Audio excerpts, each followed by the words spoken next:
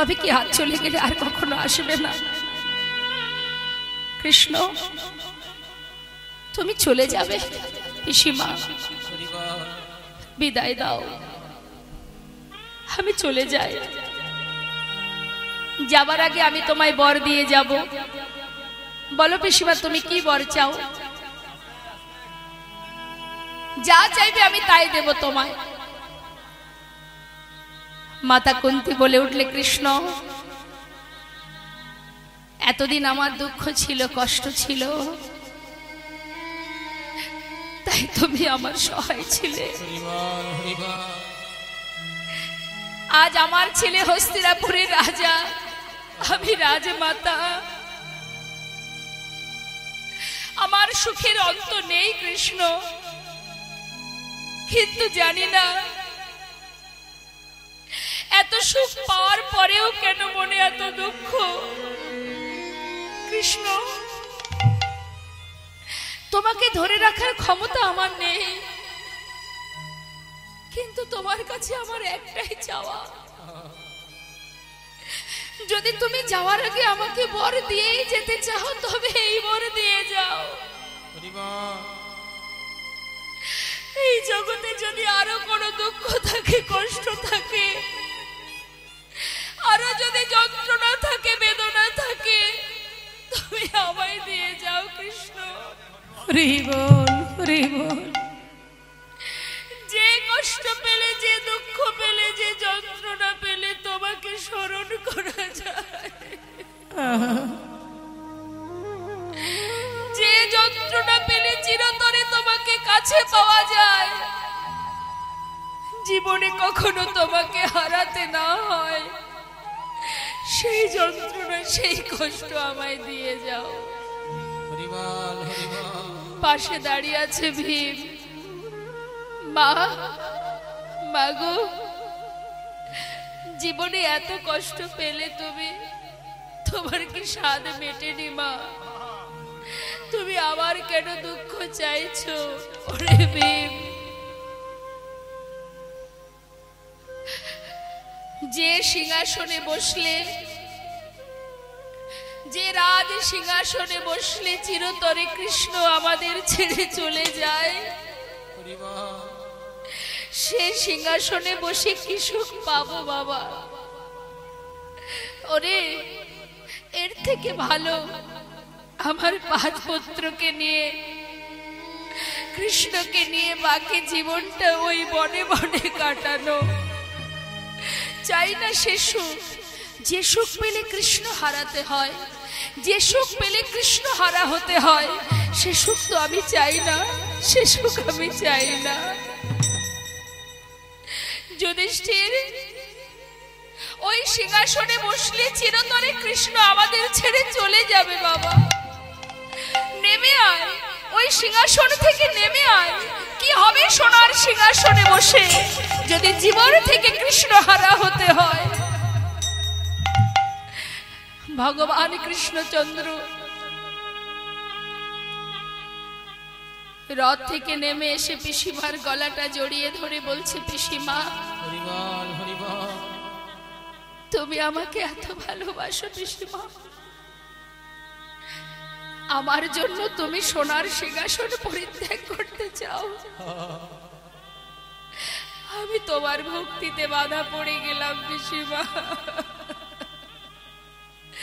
যখনই স্মরণ করবে আমি তোমার কাছে এসে ধরা দেব পিসিমা। আমি তোমার ভক্তিতে বাধা পড়ে গেলাম পিসিমা, বাধা পড়ে গেলাম। হরি বল। কুন্তী পিসিমাকে সান্ত্বনা দিয়ে তার কাছ থেকে বিদায় নিলেন গোবিন্দ। রথে উঠে চলে যাচ্ছে। কিছুটা পথে যাবার পর আর একজনে চিৎকার করে উঠেছে, মাধব, মাধব, মাধব একটু দাঁড়াও, মাধব একটু দাঁড়াও, মাধব একটু দাঁড়াও। মাধব তুমি একবার পিছন ফিরে চেয়ে দেখো আমি কে, ভালো করে চিনতে পারছো আমায়? দেখো দেখো আমায় ভালো করে, আমি কে ভালো করে চেয়ে দেখো। চলে যাচ্ছ মাধব, তবে যাওয়ার আগে একটা কথা শুনে যাও। আজ আমি সেই মা, সন্তান হারা জননী আমি। এক নয়, দুই নয়, শতপুত্র হারিয়েছি আমি। এই শতপুত্র হারিয়েছি আমি তোমার জন্য। তুমি মেরেছো আমার পুত্রদের, তোমার জন্য আজকের এই যুদ্ধ। তুমি না চাইলে কখনো হতো না। আজ আমি সন্তান হারা অভাগিনী মা হতাম না। তুমি করেছো মাধব, তুমি করেছো। তুমি শুনে রাখো মাধব, আজ আমার সন্তানদের মেরেছো তুমি, কুরু বংশ ধ্বংস করেছো তুমি। তাই আজ আমি তোমায় অভিশাপ দেব মাধব। যেমন তুমি আমার সমস্ত পুত্রকে মেরেছো, তেমন তোমার যদু বংশ ধ্বংস হয়ে যাবে। একটা দ্বীপও বেঁচে থাকবে না। তোমারও মৃত্যু হবে এক ব্যাধের হাতে, তীরবিদ্ধ হয়ে তোমার মৃত্যু হবে। সমস্ত রাজসভায় মাতা গান্ধারীকে জড়িয়ে ধরে বলছে, মা তুমি কি করলে মা? তুমি মাধবকে কেন অভিশাপ দিলে? মা তুমি ফিরিয়ে নাও অভিশাপ, ফিরিয়ে নাও। ভগবানের রথ থেকে নেমে এসে বললে, তোমরা শান্ত হও। মা যা বলেছে সে তো ঠিকই বলেছে।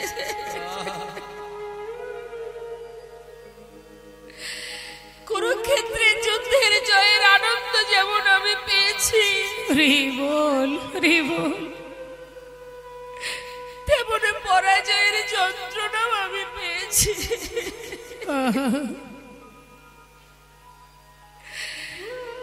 সকল মায়ের আশীর্বাদ যেমন পেয়েছি, তেমন সকল মায়ের অভিশাপ আমি মাথায় নিতে চাই।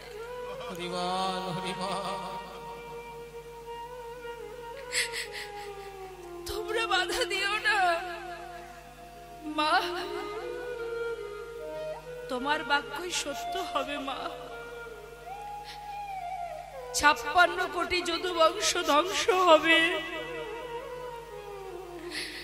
তোমার ইচ্ছা মতো, তোমার কথা মতো ব্যাধের হাতে আমার মৃত্যু হবে। আমি মাথা পেতে নিলাম মা, আমি মাথা পেতে নিলাম।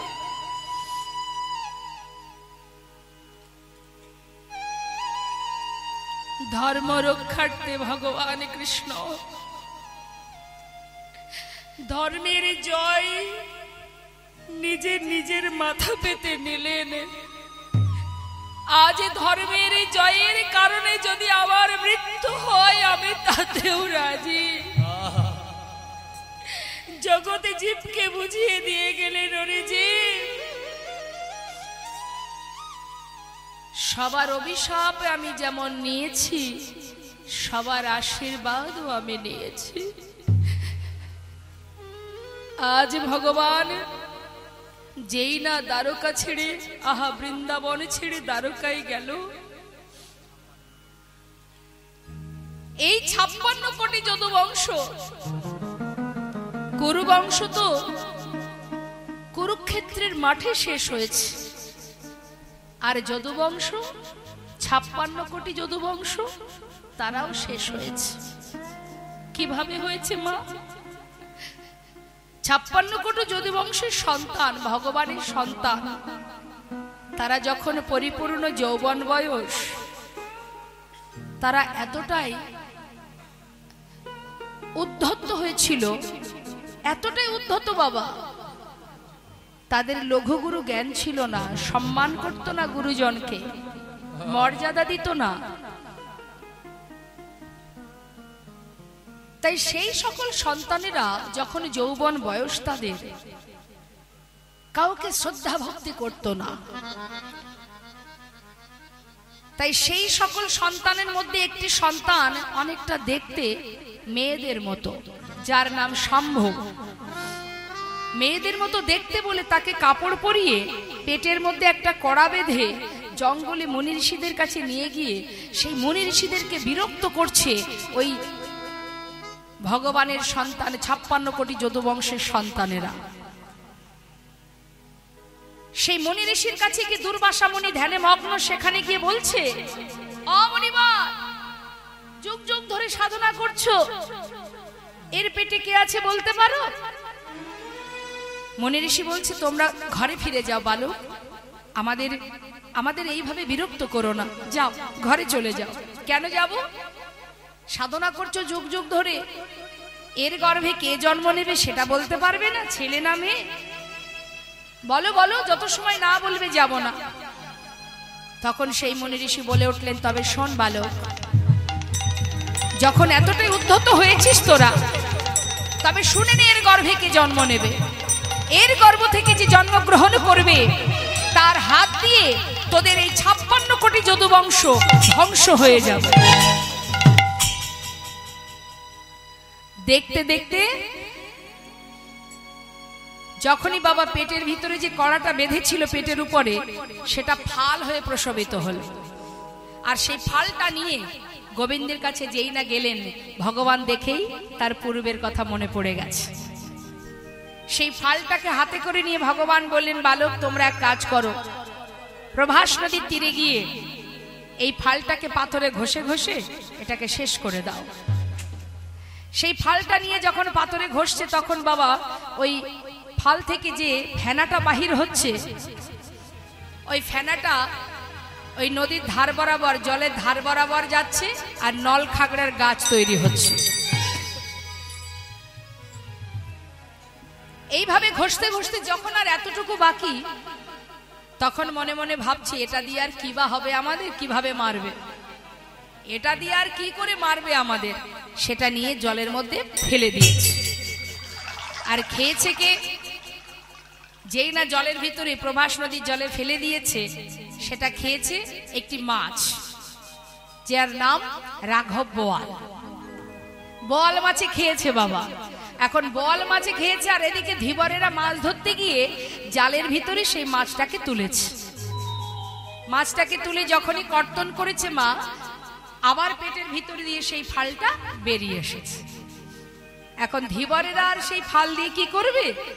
তারা আবার সেটাকে নিয়ে জঙ্গলে ছুঁড়ে ফেলেছে। আর যেই না জঙ্গলে ফেলে দিয়েছে, সেখান থেকে কুড়িয়ে পেয়েছে জরা নামের এক ব্যাত। এই জরা নামের ব্যাতটাকে, ইনি হচ্ছেন বালির পুত্র অঙ্গদ। প্রভু রামচন্দ্র যখন মা সীতাকে উদ্ধার করতে যান, তখন ওই বালিকে হত্যা করেছিলেন। যে যখন বালিকে হত্যা করেছিলেন পিছন থেকে, সামনে দিয়ে নয়, পিছন দিক থেকে তীর মেরে হত্যা করেছিলেন। কিন্তু ওই অঙ্গদ, বালির পুত্র, এই অঙ্গদ সে কিন্তু জানতো না। মা সীতাকে উদ্ধার করার জন্য প্রভু রামচন্দ্রকে বিভিন্নভাবে সহযোগিতা করেছিলেন অঙ্গদ। তাই প্রভু রামচন্দ্র খুশি হয়ে বলেছিলেন, অঙ্গদ তুমি আমার এত বড় উপকার করেছো, তোমার সেবায় আমি খুব খুশি, তুমি আমার কাছে বর চেয়ে নাও। তখন অঙ্গদ বলেছিলেন, হে দয়াময়, যদি তুমি বর দেবে তবে এই বর দাও আমায়, যেজন আমার পিতাকে পিছন থেকে তীর মেরে হত্যা করেছিল, আমিও যেন তাকে তীর মেরে হত্যা করতে পারিনি। তাই গৌর হরি।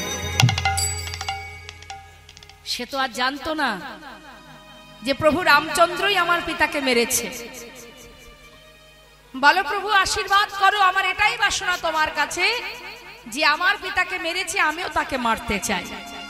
ভগবান বললেন, তথাস্তু। এই তো বাবা ভগবান। ভক্তের বাঞ্ছা পূর্ণ করাই তার কাজ। আমা আমাদের যদি কোনো কিছুতে স্বার্থে এতটুকু আঘাত লাগে আমরা কিন্তু সেখান থেকে চলে যাই, আমরা থাকি না বাবা। তাহলে ভগবান মা সীতাকে উদ্ধার করার জন্য বালিকে হত্যা করেছিলেন। আজকে তার পুত্র যখন বর চাইলেন, ভগবান তো স্বার্থপরতা করতে পারতেন যে বর আমি দিতে পারবো না। এটাই তো ভগবান, এই তো সেই বাঞ্ছা কল্পতরু যে বিষ্ণু তার বামের লক্ষ্মীকে সুতাপা ঋষিকে দিয়েছিলেন, সুতাপামণিকে। সুতাপামণি সাধনা করেছিলেন তোমার বামে যে লক্ষ্মী তাকে আমি আমার পত্নী রূপে পেতে চাই। একবার বলুন তো মা, ভক্ত চেয়েছে কাকে? ভগবানের বামে যে লক্ষ্মী তাকে চেয়েছে। কোন রূপে? পত্নী রূপে, স্ত্রী রূপে। ভগবান তো বলতেই পারতেন আমি এবার দেব না। ভক্ত বলে উঠলেন আমি সাধনা করেছি, তুমি আমার সাধনায় সন্তুষ্ট প্রভু, তোমার নাম বাঞ্ছা কল্পতরু, ভক্তের বাঞ্ছা পূর্ণ করো তুমি। আজ যদি আমার এই বর তুমি না দাও তাহলে আজ থেকে তোমার নাম বাঞ্ছা কল্পতরু, তুমি এটা মুছে দাও। ভগবান ভক্ত ছাড়া আর কিছু জানে না মা। তিনি বলেন ভক্ত আমার মাতা, ভক্ত আমার পিতা, ভক্ত আমার গুরু। ভক্ত ভালোবেসে নাম দিয়েছে বাঞ্ছা কল্পতরু। ভক্ত দিলে খায়, না দিলে উপবাসে যায়। ভক্তের হাতে প্রেমের ডোরি, ভক্ত আমাকে যেদিকে ঘোরায় আমি সেই দিকে ঘুরি। এই তো ভগবান যে কখনো কখনো কোনো সময়ের জন্য নিজের সুখের চিন্তা করে না, জীবের কল্যাণ, সন্তানের কল্যাণের জন্য নিজেকে বিলিয়ে দিয়েছেন। মা লক্ষ্মী বললেন ওরে সুতাপা, পৃথিবীতে এত কিছু থাকতে তুই আমাকে পত্নী রূপে চাস? তবে তুইও শুনে নে, আজ থেকে তুই হবি নপুংস। আয়ান কিন্তু রাধারীকে মাতৃজ্ঞানে ভালোবাসতেন, কারণ সে নপুংস ছিল। তাই মাগো, ভগবান নিজের বামের লক্ষ্মীকেও দিতে দ্বিধাবোধ করে না ভক্ত যদি চায়। আজ ভক্ত বললেন আমি তুমি আমাকে এই বর দাও যে আমার পিতাকে হত্যা করেছে সেই হত্যাকারীকে আমি প্রাণে মারব। ভগবান বললেন তথাস্তু, তাই হবে। তাহলে ভগবান কোনো কর্ম করে যদি তার সাজা মাথা পেতে নেয়, আমরা তো পদে পদে অপরাধ করে যাচ্ছি। কি বাবা, এই যে আজকেই বললাম আপনাদের কাছে ব্রত করুন, একাদশী ব্রত করুন, দামোদর মাস পালন করুন, রাস পূর্ণিমা তিথি আপনারা উপবাস থাকুন, কিন্তু এই ব্রত আমি করব, পরক্ষণে যদি আমি আবার অন্যের প্রতি হিংসা করি, কারোর কিছু মেরে কেটে খাই, কারোর ভালো দেখলে আমার হিংসা হয়, আমার ভিতরে লোভ জন্মায়, লালসা জন্মায়, তাহলে আর এই পুণ্যটুকু থাকবে বাবা? আগে নিজেকে পরিষ্কার করতে হবে।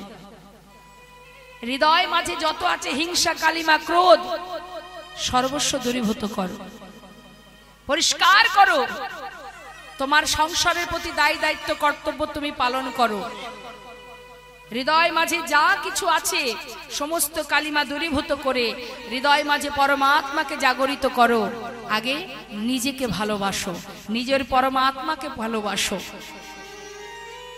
তবেই তো তোমার কার্য সিদ্ধি হবে, তবেই তো তোমার কাজে তুমি পুণ্য অর্জন করতে পারবে। আজ আমি ভগবানের সেবা দিলাম, কাল অন্যের প্রতি হিংসা করতে শুরু করলাম, লাভটা কি বাবা? কোনো লাভ নেই মা। তোমার যেমন আছে তুমি তেমনটাই সেবা দাও, কাউকে দেখে কখনো হিংসা করতে নেই। আজ ভগবান কৃষ্ণ দ্বারকায় চলে গেল। এই যে বালিপুত্র অঙ্গদ সেই হয়েছিল বাবা জরা নামের ব্যাধ। ওই জঙ্গলের মধ্যে পাখি মারত, হঠাৎ জঙ্গলের ভিতরে সেই ফালটা পেয়ে তীরের আগায় বিধে রেখেছিলেন, পাখি মারতে আরো ভালো হবে। আর এদিকে মা ভগবান বললেন শোনো, আমি তারপরে প্রভাস নদীর তীরে যজ্ঞ করব, আমার 56 কোটি যদুবংশ তারা সবাই আসবে প্রভাস নদীর তীরে। তাদের মধ্যে প্রথমে হবে মুখে কথা কাটাকাটি, তারপরে হবে হাতাহাতি, তারপরে হবে লাঠালাঠি। এখন ওই প্রভাস নদীর তীরে লাঠি কোথায় পাবে? ওই যে নল খাগড়ার গাছ সেটা ধরবে, আর যে যাকে মারবে সেই সেখানে মারা যায়। এইভাবে 56 কোটি যদুবংশ ধ্বংস হবে। আর ভগবান বললেন, আমি প্রভাস যজ্ঞ সম্পূর্ণ করে প্রভাসকে অভিশাপ থেকে মুক্ত করে দিয়ে তারপর আমি চলে যাব নিম্ন বৃক্ষের ডালে, ওই জঙ্গলে। নিম্ন বৃক্ষের ডালে আমার চরণটা দুলবে, আর জরা মাছরাঙা পাখি ভেবে যখনই চরণ তলে তীর ভেদ করবে আমি ভূমিতে পতিত হব না। তাই গৌর হরি বল, হরি বল। সবকিছু নিজেকে সুন্দর করে সবকিছু সাজিয়ে মা ভগবান চলে গেলেন দ্বারকায়। এবার আমরা দেখব বৃন্দাবনের কি অবস্থা। বৃন্দাবনের রাধারানী আমার কৃষ্ণ বিরোহিনী, ভগবানের আহ্লাদিনী শক্তি রশ্মা। শ্রীমতী রাধারানী আলাদা কোনো নারী নয় মা, জেনে রাখবেন। রাধারানী কিন্তু আলাদা কোনো রমণী নয়, গোবিন্দের বাম অঙ্গ থেকে সৃষ্টি। রাধারানী মা আছে, কোন মাতৃ গর্ভ থেকে ভূমিষ্ঠ হয়েছিল রাধারানী? কে মা? রাধারানীর মা কি নাম কি তার বলুন, মায়েরা বলুন, মায়েরা ভালো জানেন। আমার রাধারানী মায়ের নাম কি?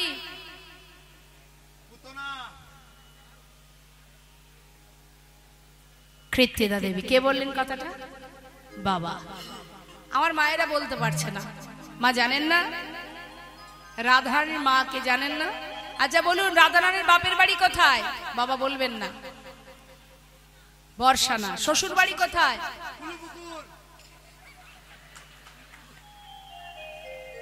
কোথায়? রাধারানীর শ্বশুর বাড়ি কোথায় জানেন না? বৃন্দাবনে।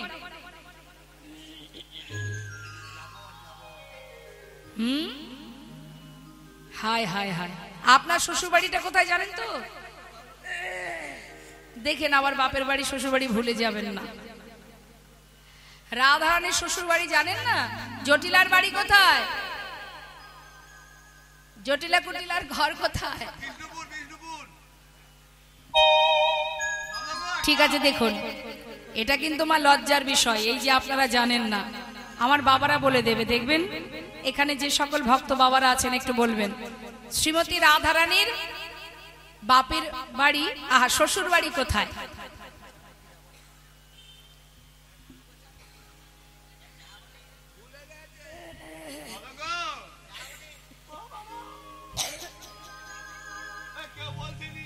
আচ্ছা জটিলা কুটিলার বাড়ি কোথায় সেটা তো জানেন? বৃন্দাবনে কে কে গেছেন একটু হাত তুলে দেখান। কে কে গেছেন বৃন্দাবনে? ও সবাই গিয়েছেন। আচ্ছা বলতে পারছেন না জটিলা কুটিলার বাড়ি কোথায়? জাবটে। জাবট জাবট। হরিবল হরিবল নিতাই গৌর হরিবল। জটিলা কুটিলার বাড়ি জাবটে, রাধারানীর শ্বশুর বাড়ি জাবটে। যে জাবটের পাশ দিয়ে গিরি গোবর্ধন পর্বতের কাছে ভগবান কৃষ্ণ প্রতিদিন গাভীকে নিয়ে যেত, আর ওই জাবটে চন্দ্রশালিকায় বসে রাধারানী গোবিন্দকে দর্শন করতেন। যারা বৃন্দাবনে গেছেন বর্ষানায় যাবেন, বর্ষানায় রাধারানী মন্দিরে যাবেন। মন্দিরে গেলে দেখতে পাবেন সেই গিরি গোবর্ধন পর্বতটা কোথায়, আর ওই জাবটের পাশ দিয়ে ঠিক জঙ্গলের মধ্যে দিয়ে বাঁকা বাঁকা রাস্তা, খুব সুন্দর দেখতে লাগে। ওই পথে গোবিন্দ আমার ওই জাবটের পাশ দিয়ে যেতেন, রাধারানীকে দর্শন করতেন যাবার পথে আর আসার পথে। নিতাই গৌর হরিবল। তা এই রাধারানীর মাকে মাতা কৃত্তিদা দেবী, কিন্তু মাতা কৃত্তিদা কিন্তু তাকে জন্ম দেয়নি, লালন পালন করেছেন। তাহলে পালিতা মা, তাহলে রাধারানী মাকে? হরিবল। রাধারানী মাতা কৃত্তিদার ঘরে এসেছিল পদ্ম ফুলের উপর থেকে। হরিবল হরিবল। তাহলে রাধারানীর মাকে পদ্ম ফুল। তাহলে সৃষ্টি কোথা থেকে? গোবিন্দের বাম অঙ্গ থেকে। নিতাই গৌর হরিবল হরিবল। মা কৃত্তিদা সরোবরে স্নান করতে গিয়ে ওই সোনার পদ্ম ফুলটাকে তুলে এনেছিলেন। তখন তিনি নিঃসন্তানী ছিলেন। গোলকধামে ভগবান কৃষ্ণচন্দ্র রাধারানীকে যখন বৃন্দাবনে পাঠান, রাধারানী বলেছিলেন, বধূ আমি যাব বৃন্দাবনে, কিন্তু যত সময় তোমাকে না দেখব তত সময় আমার নয়ন আমি মেলব না। তাই রাধারানী ওই স্বর্ণপদ্মের উপরে যখন কিনা স্বর্ণপদ্মটি বাবা ওই ঠাকুর ঘরে মাতা কৃত্তিদা রেখে দেন, প্রতিদিন সকালবেলায় তিনি শুদ্ধ বসনে ঠাকুর ঘরের দরজা খুলে স্বর্ণপদ্মটা দর্শন করে। হঠাৎ একদিন দরজা খুলে দেখছে ওই পদ্ম ফুলের উপরে সদ্যজাত একটি কন্যা শিশু। তখন তিনি বড় আনন্দিত, এলাকায় খবর দিলেন বৃষভানু রাজা যে আমার একটি কন্যা সন্তান দিয়েছেন বিধাতা। কিন্তু মা যশোমতী খবর পেয়ে গিয়েছিলেন গোপালকে দেখবে, রাধারানীকে দেখবে বলে। এখন ছেলে গোপাল আমার বড় দুষ্ট ছেলে, সে মায়ের পাঁচু ধরেছে যাবে। এখন যখন কিনা মা যশোমতী দেখছে যে রাধারানী শুনেছি নাকি অন্ধ, চোখে দেখে না, আমার ছেলেটাকে যদি নিয়ে যায়, যদি তার ছোঁয়া লেগে আমার ছেলেটারও কোনো ক্ষতি হয়, সব মা বাবারাই এটা ভাবে। গোপালকে নিয়ে যাবে না, আর গোপাল কিছুতেই শুনবে না, না গেলে তো রাধারানী চোখ খুলবে না। যার কারণে গোবিন্দ বারবার মায়ের আঁচল ধরে টানছে। মা দেখছে দুষ্ট ছেলে কথা শুনছে না, তাই জোরপূর্বক গোপালকে নিয়ে যায়। নিয়ে যাবার পর যখন মাতা কৃত্তিদার সঙ্গে মা যশোমতী কথোপকথন হচ্ছে, সেই সময় গোপাল মায়ের কোল থেকে বারবার নামার চেষ্টা করছে, আর মা গোপালকে চেপে ধরে রেখেছে, কিছুতেই ছাড়বে না। যেহেতু রাধারানী অন্ধ, ছাড়বে না। এখন গোপাল দেখছে মায়ের এমন একটা ক্ষতি করব, মা রাগ করে আমায় ছেড়ে দেবে। তাই কি করেছে, মায়ের গলায় একটা দামি গজমতি হার ছিল, কোলের মধ্যে বসে থাকতে থাকতে গজমতি হার ধরে যে টেনেছে, আর মতিগুলো সব ছড়িয়ে গেছে। মা দেখছে দুষ্টু ছেলে, এত দুষ্টু ছেলে, রেগে রেগে মা ছেলেটাকে নামিয়ে দিয়ে মতি গোড়াতে শুরু করেছে। আর গোপাল হামাগুড়ি দিতে দিতে রাধারানী মন্দিরে প্রবেশ করেছেন। তাই গৌর হরি। রাধারানী কাছে গিয়ে রাধারানীর নয়ন কমলে যখন তার করকমল পরশ করেছে, রাধারানী নয়ন মেললেন। ওই যে নয়ন মেললেন, মাতা কৃত্তিদা দর্শন করে বললেন, দিদি তোমার সন্তানের কারণে আজ আমার কন্যা দৃষ্টি ফিরে পেয়েছে, তাই আজ থেকে আমার কন্যাকে আমি তোমার পুত্রের চরণে সঁপে দিলাম। তাই গৌর হরি বল হরি। তাই বাবা, এ তো রাধা গোবিন্দের মধুর লীলা। আজ আমার সেই রাধারানী কৃষ্ণ বিরোহিনী আজ বৃন্দাবনে নয়নের জলে বুক ভাসিয়ে কাঁদছে। আর এদিকে দেবর্ষি নারদ তিনি বীণা বাজাতে বাজাতে আসছে বৃন্দাবনে সাধু সঙ্গ করবে বলে। আর আমার রাধারানী তিনি সুন্দর করে মৃত্তিকার উপরে, মানে মাটির উপরে চোখের জল ওই মাটির উপরে দিয়ে মাটিটাকে ভিজিয়ে সেই মাটির উপরে বধুর চিত্র অঙ্কন করছে। কিভাবে আঁকছে? এখানে অনেকেই আছে হয়তো যারা ছবি আঁকে, কই দেখি একটু হাত তুলে দেখান কে ভালো ছবি আঁকতে পারে। ভালো ছবি আঁকতে পারে কে আছে এখানে? একটু হাত তুলুন দেখি কে ভালো ছবি। আচ্ছা, তুমি ছবি আঁকো, তাই তো? মানুষের ছবি আঁকো? আচ্ছা বলো তো দেখি, মানুষের ছবি আঁকতে গেলে সর্বগ্রে কোথা থেকে শুরু করতে হয়? মাঝখান থেকে? তাহলে কোথা থেকে? বদন থেকে? আচ্ছা, হয় বদন থেকে নয় চরণ থেকে, যে কোনো একদিক থেকে ছবি আঁকা যায়। কিন্তু আমার রাধারানী বাবা কৃষ্ণ বিরোহিনী আজ পরাণ বধূর ছবি আঁকছে। কিভাবে আঁকছে পদের মধ্যে একটু মন দেবেন মা। কৃষ্ণ কৃষ্ণ বলি কাঁদে বাহু তুলি, মরমে দারুণ ব্যথা। ওই না কৃষ্ণ কৃষ্ণ বলি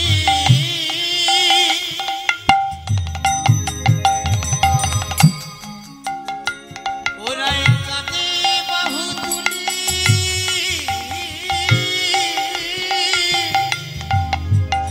মরমে দারুণ ব্যথা। মৃত্তিকায় পরে মোরতি আঁকিয়া, কহে তার শনে কথা। মৃত্তিকার উপরে মূরতি আঁকিয়া কহে তার শনে কথা, বলে একবার বধূ তুমি কথা বলো, বলে একেবারে বধূ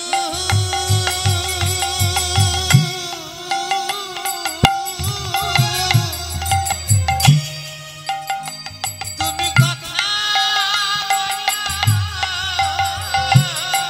ফিরে আসো কিবা নাইবা আসো,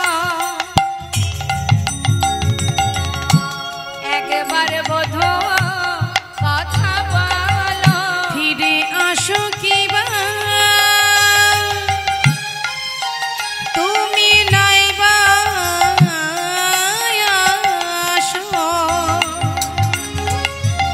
একবারে বধূ কথা বলো, মৃত্তিকায় পরে মূরতি আঁকিয়া কহে তার শনে কথা, তার উপরে মূরতি আঁকিয়া কহে তার শনে কথা। বিভোর হই আমার আনন্দে বিভোর। নদিয়ার চাঁদ আমার গৌর সুন্দর হরিনাম যজ্ঞ করবেন বলে মনের আনন্দে পথে পথে ঘুরছে। নদিয়ার চাঁদ গৌর হরি জীবের দ্বারে দ্বারে হরিনাম দিয়েছে, জীবের হাতে ধরে হরিনাম, পায়ে ধরে হরিনাম দিয়েছে। কি গো মা, দিয়েছে তো? ধরো লও গ্রহণ করো জীব, নাম ছাড়া গতি নাই, গতি নাই হরিনাম করো, মহামন্ত্র জপ করো, কলিযুগে নাম ছাড়া নাহি আর ধর্ম, সর্বধর্ম সার নামে শাস্ত্র মর্ম। সমস্ত ধর্মের সার হলো এই হরিনাম। কলিজীবের, আমাদের কলিজীবের শ্রেষ্ঠ নাম হচ্ছে হরিনাম মহামন্ত্র। তুমি কিছুই যদি না জানো তাতে কোনো দুঃখ নেই, অন্তত পক্ষে 16 নাম 32 অক্ষর মহামন্ত্রটাও যদি তুমি জানতে পারো, আর কিছু লাগবে না। বেদ বিদ্যা দুহু কিছু নাহি জানো তো, সে যদি গৌরঙ্গ করে সার, ঠাকুর নয়নানন্দেতে ভনে, সেই তো সকলেই জানে সর্বসিদ্ধি করতলে তার। তার মানে বাবা, তুমি কিছুই জানো না, তুমি শাস্ত্র জানো না, তুমি পূজা জানো না, তুমি কিছুই জানো না, তোমার মধ্যে ভক্তি আছে কিন্তু ভগবানের সেবা পূজা সম্বন্ধে তোমার কোনো জ্ঞান নেই, তাতে কোনো দুঃখ নেই। তুমি যদি জানতে পারো সেটা আলাদা বিষয়, তুমি জানতে চেষ্টা করো, জানার চেষ্টা করো, আপন গুরু আশ্রয় করো, গুরুচরণ সার করো, গুরুদেবের কথা মতো তুমি সবকিছু শেখো, সেটা আলাদা বিষয়। কিন্তু তোমার যদি জানা নাও থাকে, তুমি ভেবো না যে তুমি জানো না বলে ভগবান তোমার কাছে নেই বা ভগবানকে পাওয়া যাবে না। ভগবানকে পেতে গেলে পাণ্ডিত্য লাগে না, ধন ঐশ্বর্য লাগে না, বিদ্যা বুদ্ধি লাগে না, কিছুই লাগে না, শুধুমাত্র যদি ভক্তি থাকে বাবা। বৃন্দাবনে যারা গোপী ছিলেন, মা আলাভোলা গোয়ালিনী ছিলেন, যারা ব্রজবাসীরা গোবিন্দকে ভালোবাসতেন কিভাবে? তাকে কি টাকা পয়সা দিয়ে ভালোবাসতেন? না। তাহলে কি তার কাছে নানাবিধ কঠিন কঠিন শ্লোক পাঠ করে শাস্ত্রজ্ঞ হয়ে তারপরে ভালোবাসতেন? না। আলাভোলা গোয়ালিনী তারা সারা জীবন ধরে ওই দধি দুগ্ধ ঘৃত ঘোল বিক্রি করেছে আর মন দিয়ে দিয়েছে গোবিন্দ চরণে। নিতাই গৌর হরি বল। তুমি সব হে প্রভু, হে গোবিন্দ, হে কৃষ্ণ, তুমি আমার সব, তুমি আমার জীবন, তুমি আমার মরণ, তুমি আমার প্রাণ, তুমি আমার সব, তুমি সুখ, তুমি দুঃখ, তুমি ভালোবাসা, তুমি আমার সর্বেশ্বর। কোনো কিছুর বিনিময়ে ভগবানকে পাওয়া যায় না, শুধুমাত্র ভক্তি দিয়েই তাকে বাঁধা যায়, ভক্তি রজ্জু দিয়ে তাকে বাঁধা যায়, তাছাড়া আর কিচ্ছু দিয়ে তাকে পাওয়া যায় না। কৃষ্ণের প্রিয় বন্ধু যে ছিল উদ্ধব, যার ছিল পাণ্ডিত্য জ্ঞান, অনেক শাস্ত্রজ্ঞ ছিল, সে অনেক জ্ঞান ছিল তার, সে জানতো প্রকৃত ভগবান কে, ভগবান কে, স্বয়ং পূর্ণ ব্রহ্ম, সে স্বতন্ত্র, সে অনাদির আদি, সবই জানতো। মথুরায় থাকাকালীন ভগবান কৃষ্ণচন্দ্র একদিন তার বন্ধু উদ্ধব বলে উঠলেন যে, কানাই, জানালার দিকে তাকিয়ে তাকিয়ে চোখের জলে বুক ভাসিয়ে কাঁদছিস, কি হয়েছে? তখন ভগবান কৃষ্ণচন্দ্র বলছে, উদ্ধব, আমার না বৃন্দাবনবাসীর কথা মনে পড়ছে, রাধারানীর কথা মনে পড়ছে, মায়ের কথা মনে পড়ছে। উদ্ধব বলছে, কেন? তাদের কথা মনে পড়ছে কেন? আর মনে পড়ছে ঠিক আছে, তাহলে কাঁদছিস কেন? তারা না হয় বোঝে না যে তুই কে, তুই তো জানিস তুই কে, তাহলে তুই কেন কাঁদছিস? তারা বোকা, তারা জানে না যে কাকে সন্তান রূপে পেয়েছে, তাই তারা চোখের জলে বুক ভাসিয়ে কাঁদছে। কিন্তু তুই কেন কাঁদছিস? তুই তো জানিস তুই কে, আমি তো জানি তুই কে, তাহলে তুই কাঁদছিস কেন বন্ধু? কাঁদিস না। ভগবান কৃষ্ণচন্দ্র বলছে, উদ্ধব, ঠিকই তো বলেছিস তুই, আমার তো কথাটা মাথায় ছিল না, আমি কেন কাঁদবো? তারা কাঁদবে, তারা আমাকে চেনে না, আমাকে জানে না, বোঝে না, তারা আমাকে ভালোবাসে, তারা কাঁদতে পারে, আমি তো জানি আমি কে, তবে আমি কেন কাঁদবো? তুই এক কাজ কর, তুই একটু বৃন্দাবনে যা, গিয়ে সবাইকে বলে দে যে আমি কে, আমি প্রকৃত কে, আমি যে ভগবান, আমি যে কারোর একার নই, এটা তুই ভালো করে তাদের বুঝিয়ে দিয়ায়। যেই না বলেছে, উদ্ধব বললেন, এটা তো সামান্য ব্যাপার, ঠিক আছে আমি যাব। উদ্ধবকে সুন্দর করে কৃষ্ণ সাজে সাজিয়ে দিয়ে পাঠিয়ে দিয়েছে বৃন্দাবনে। মথুরা থেকে গেছে উদ্ধব, কোথায় গেছে? আগে গেছে মায়ের কাছে। নিতাই গৌর হরি বল। মা যশোমতীকে দেখছে কি ক্ষণে চৈতন্য ক্ষণে অচৈতন্য হয়ে পড়ে আছে, মা পাগলিনীর ন্যায় কাঁদছে সন্তানের জন্য। উদ্ধব গিয়ে বলছে, মা তুমি কাঁদছো কেন? উদ্ধব, কেন কাঁদছি জানিস? আজ আমার সন্তান আমাকে ছেড়ে চলে গেছে। মা তুমি মিছিমিছি কাঁদছো, ওর জন্য তুমি কেঁদো না, ও তো সাধারণ মানুষ নয় গো মা, সে স্বয়ং ভগবান পূর্ণ ব্রহ্ম, সে বিশ্ব ব্রহ্মাণ্ডের মালিক, সে তোমার সুকৃতি ভালো ছিল, তাই তুমি গোবিন্দকে নিজের পুত্র রূপে পেয়েছিলে।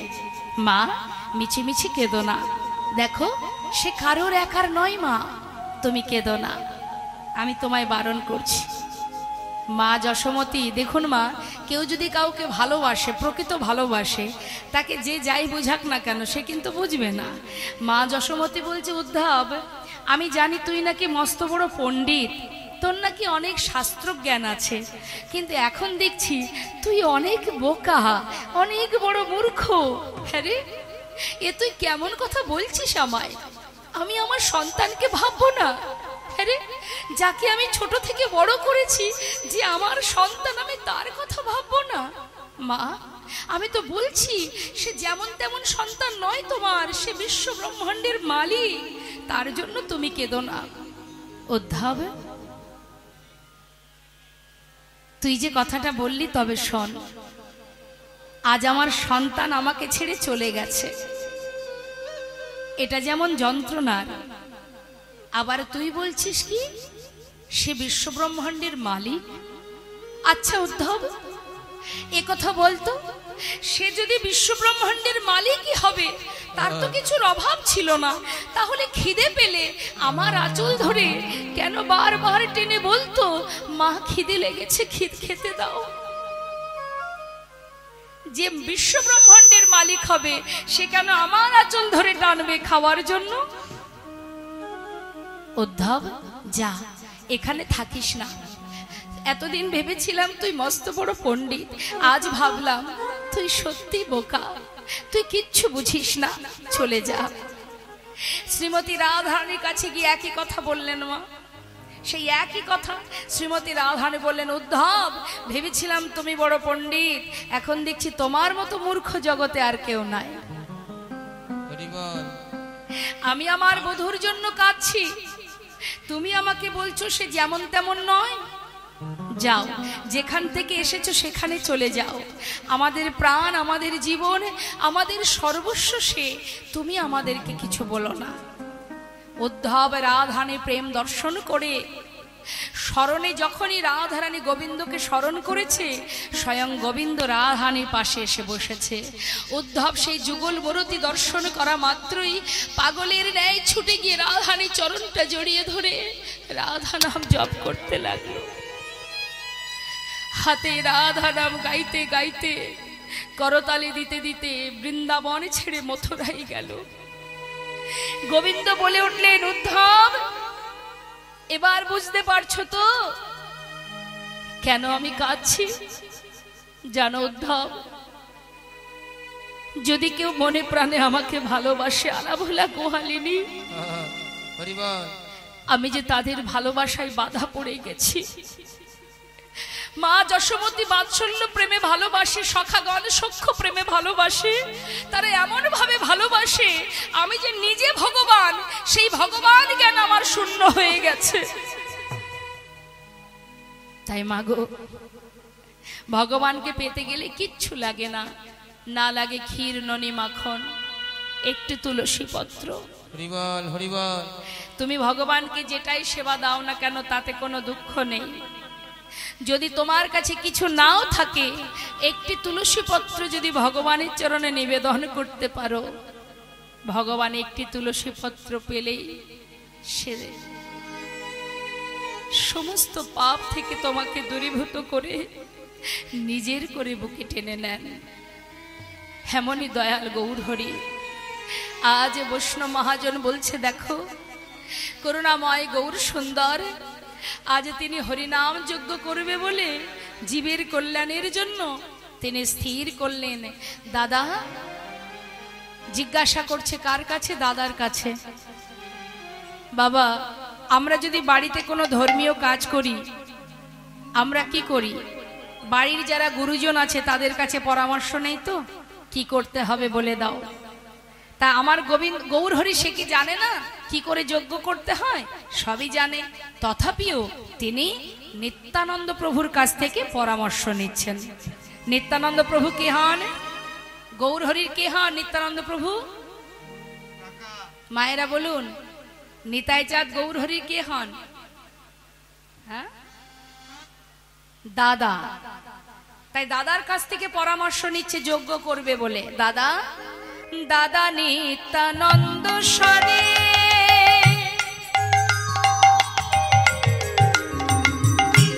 বিচার করিয়া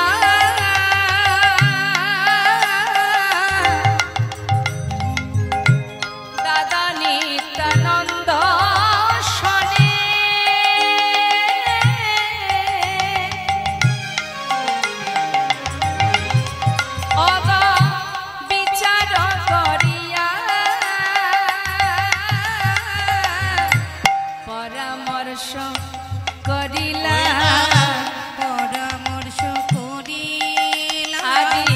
পরামর্শ করিলা আজি পরামর্শ করিলা কি করিতে হবে দাদা পরামর্শ করিলা কি করিতে হবে দাদা পরামর্শ করিলা কি করিতে হবে দাদা আহা হরি নাম মহাযজ্ঞে করিতে হবে দাদা হরি নাম মহাযজ্ঞে করিতে হবে দাদা হরি নাম মহাযজ্ঞে করিতে হবে দাদা আজি পরামর্শ করিলা নিমন্ত্রণের লাগি প্রভু শ্রীবাসে পাঠাইলা।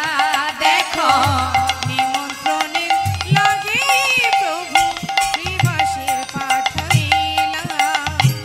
দাদা কি কি করতে হবে একটু বলে দাও।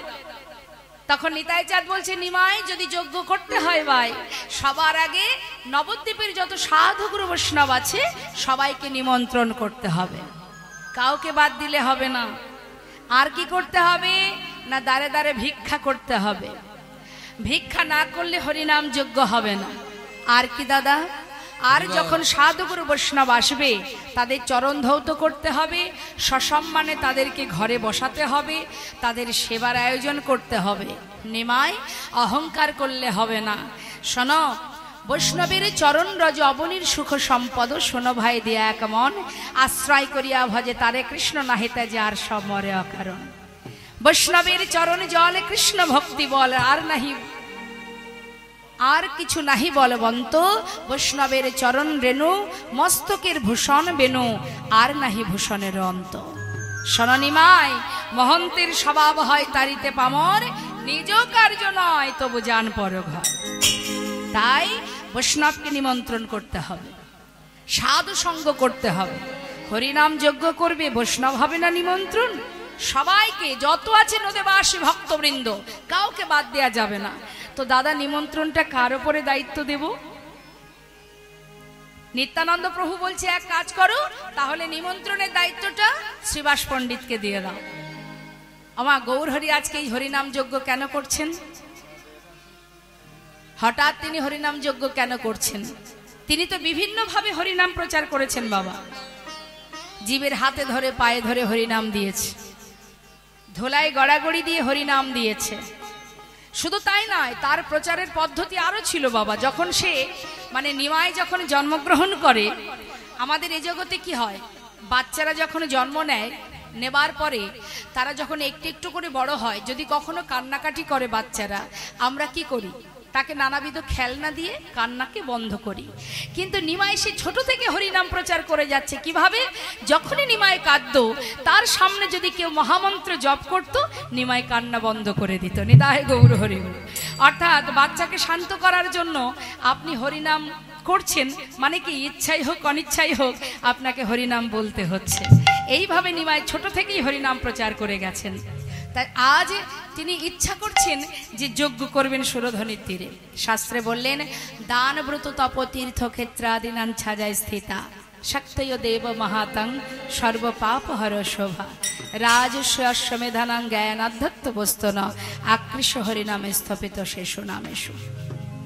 অর্থাৎ দান করলে যে ফল পাওয়া যায়, ব্রত করলে যে ফল পাওয়া যায়, যজ্ঞ করলে যে ফল পাওয়া যায়, শুধু তাই নয়, তুমি তপস্যা করলে যে ফল পাবে, যে কর্মই করো না কেন, কেউ লক্ষ্মী পূজা, কেউ কালী পূজা, কেউ বা দুর্গা পূজা, কেউ বা গণেশ পূজা, কেউ সূর্যদেবের পূজা করে, কেউ ঠাকুর অনুকূলকে ভালোবাসে, কেউ লোকনাথকে ভালোবাসে।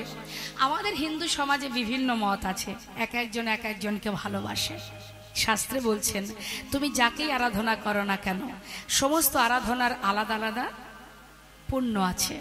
যে পুণ্য অর্জন তুমি করবে, আর সব রকমের পুণ্য একত্রিত করলে, হরিনাম মহামন্ত্র জপ যদি কেউ করতে পারে, এক হরিনামের মধ্যে সব রকমের পুণ্য একসাথে লাভ করা যায়।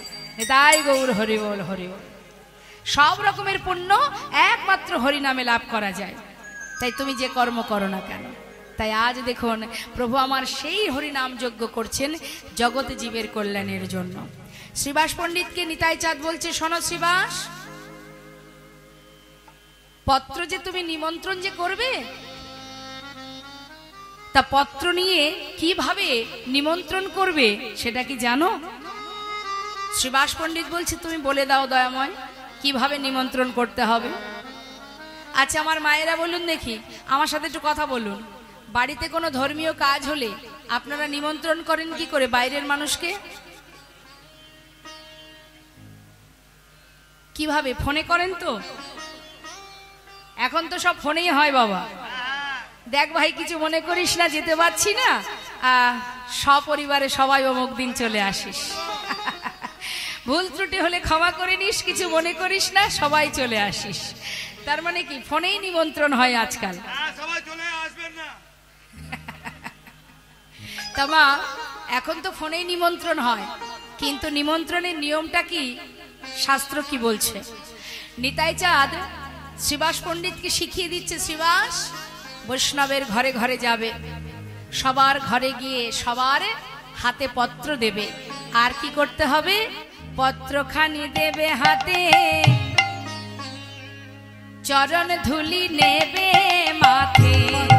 তাই গৌর হরি বল হরি বল হরি বল।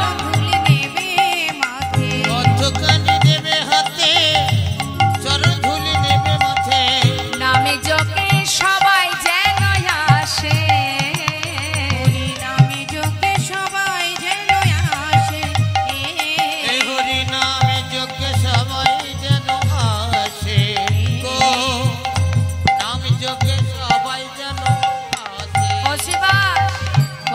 জোড়ে বলিবে, করজোড়ে বলিবে, সবার কর জোড়ে তুমি বলিবে, সবার করজোড়ে বলিবে, আবার পায়ে ধরে বলিবে, আর কর জোড়ে বলিবে, ওই পায়ে ধরে বলিবে, করজোড়ে বলিবে, এই হরি নামে মহাযোগে কর জোড়ে বলিবে, এই হরি নাম মহাযোগে করজোড়ে বলিবে, নামে যোগে সবে যেন আসে, এই হরি নাম যোগে সবাই যেন আসে গো, নামে যোগে সবে যেন আসে। সবাইকে নিমন্ত্রণ করবে আর করজোড়ে চরণধলি মাথায় নিয়ে নিমন্ত্রণ করবে। কেমন? যেই না বলেছে সুভাষ পণ্ডিতের আনন্দ ধরছে না, পত্রগুলো সুন্দর করে মাথায় করে নিয়ে এবার যাত্রা করেছে নদীয়ার পথে পথে, জীবের দ্বারে দ্বারে গিয়ে সবাইকে গিয়ে সাধুগুরু বৈষ্ণবের কাছে গিয়ে পত্র দিয়ে নিমন্ত্রণ করছে। কেমন ভাবে? শুনিয়া শ্রীবাস গেল নদীয়া নগরে, শুনিয়া শ্রীবাস গেল নদিয়া নগরে, শিবাসে চলে যায়,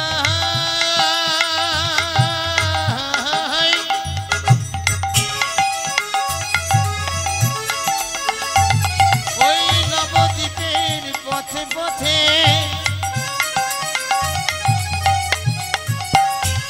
নিমন্ত্রণের পত্র লইয়া,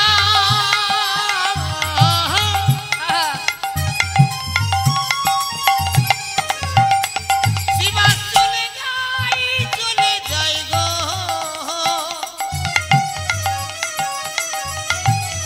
ওই না নদীয়ার পথে পথে,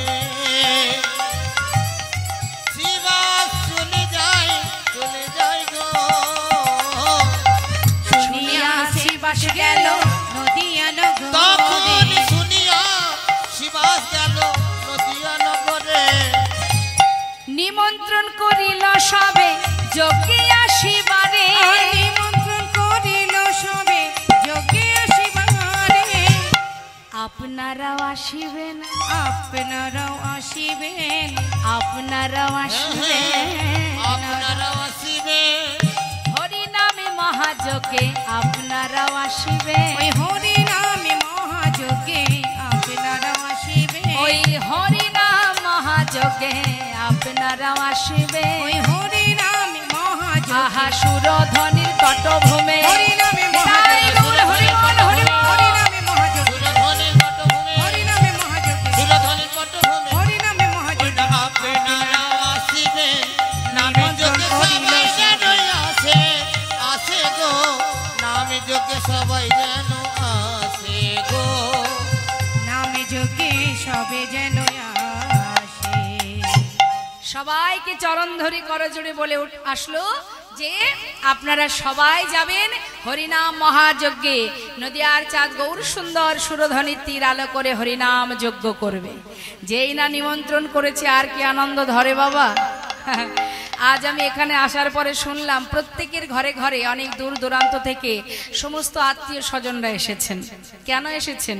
কি জন্য এসেছেন? হরিনাম কৃষ্ণ নাম শ্রবণ করবে বলে। তাই তো মা, আপনারা যে এত আশা করে ছুটে এসেছেন সবাই কৃষ্ণ নাম হরিনাম শুনবেন, যার নাম শোনার জন্য আজ আপনারা এখানে এসে বসে আছেন, একবার ভাবুন তো, তাকে তো চোখে দেখেননি, তাকে তো চোখে দেখেননি, শুধুমাত্র তার কথা শোনার জন্য আজ আপনারা পাগল হয়ে বসে আছেন। তাহলে একবার বাবা ভাবতে হবে, এটা যাকে চোখে না দেখেও ভালোবাসা যায়, বিশ্বাস করা যায়, সেই তো পরম ভক্ত। নিতাই গৌর হরি বল। জয় রাধে। দেখেছেন, ভালো কথা বললেই খারাপ হয়ে যেতে হয়। বললাম ভালো কথা, ওই দেখুন শুরু হয়ে গেছে ওখানে গল্প করা। ওমা, এসেছেন কৃষ্ণ কথা শুনবার জন্য, নিশ্চয় গল্প করার জন্য আসেননি। কেন এত চঞ্চল মন? দেখুন না, এদিকে আমার বাবারা আছেন, এদিকেও আমার বাবারা বসে আছেন, কই কেউ তো গল্প করছে না। আপনাদের এত গল্প কিসের? এত গল্প কি হবে গল্প করে? কি লাভ আছে গল্প করে? দিবস রজনী আবল তাবল পাঁচালো পড়িতে পারো, তাহার ভিতরে একবার ওকে কৃষ্ণ বলিতে নারো। আবুল তাবুল কথা বলার জন্য সময় আমাদের প্রচুর আছে, কিন্তু কৃষ্ণ কথা শোনার বা বলার সময় আমাদের বড় কম। তাই আমি বলবো মোবাইলটা রেখে দেখুন, মোবাইল থেকে আসরে ভক্তদের মাঝখানে বসে মোবাইল করার কিছু নেই। মন দিয়ে কীর্তন শোন, তাদের তোর ভবিষ্যৎ ভালো হবে। তো মা, সবার চরণ ধরে আমার নিবেদন, আপনারা কথা বলবেন না, যতটুকু শুনবেন মন দিয়ে শ্রবণ করুন। এই শ্রবণটা শুধুমাত্র কান দিয়ে প্রবেশ করছে, শুধুমাত্র যদি মনটা চঞ্চল থাকে তাহলে হবে না। এই কানের ভিতর দিয়ে প্রবেশ করে হৃদয় মাঝে যে পরমাত্মা আছে যেন তার সেবায় লাগে, এটা মাথায় রাখবেন। কেমন বসেছেন কিন্তু সেবায়।